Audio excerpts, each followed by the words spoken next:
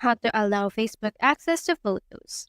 So for example, you can head over and then click on what's on your mind and click on photo and video. So this will promptly ask you to allow access.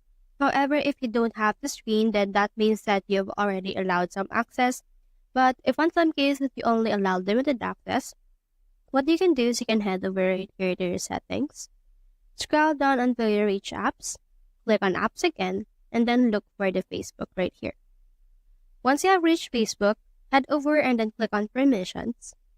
Then as you can see, the photos and videos is not allowed.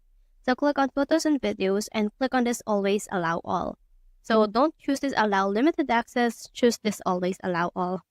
Now once you have done that, then you can head over right here again onto your Facebook, and then you should be able to see now your photos and videos. So that's how you allow Facebook access to photos. Hope we helped.